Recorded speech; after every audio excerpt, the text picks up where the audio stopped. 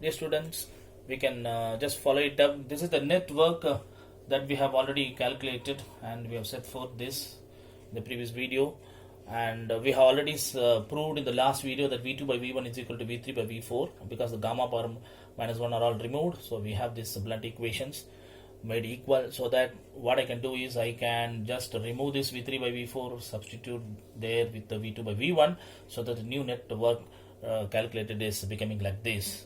Now further this can be rewritten as R.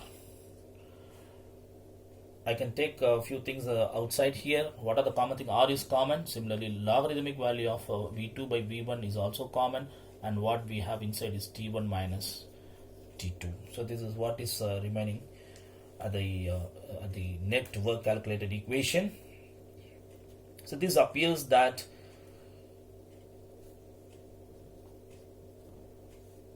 the equation can be rewritten like this. If you look at this separately also, if you look at this separately, this factor RT1 logarithm by VT by V1, and this is the equation for the isothermal.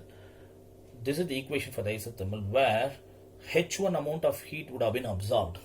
There was an absorption heat there that happened during this isothermal process, and you will also find during the next process when we had derived this.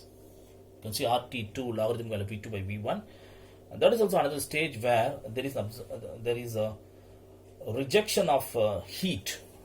So this is the heat rejected, and this is somewhere the heat is absorbed. So let me rewrite it for you. RT1 log of V2 by V1 is the process where there is an absorption of heat, and this is a process where there is some rejection of heat.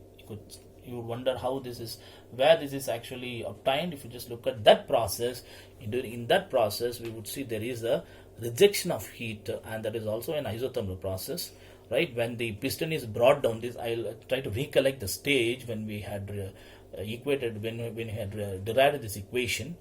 It happened when during the isothermal process, second isothermal process, when the piston came down, right, there is increase in temperature. The increase in temperature is compensated by rejecting certain amount of heat to the sink.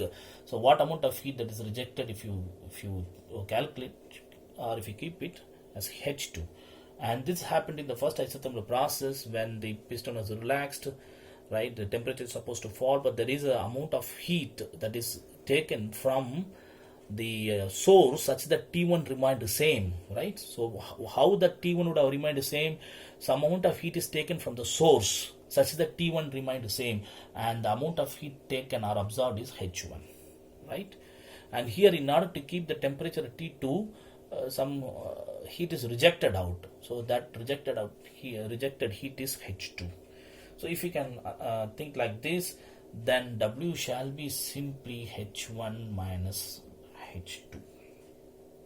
Therefore, I would still rewrite the net work done in the form of not equations.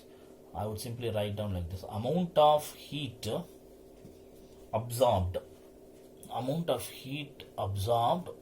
minus amount of heat rejected. Of course, amount of heat absorbed from the source minus amount of heat rejected to the sink. Therefore, now we are supposed to calculate the efficiency of this Carnot engine, which is very simple: output by input. So let me write down the efficiency equation here, if the space permits me. So the efficiency always represented as eta.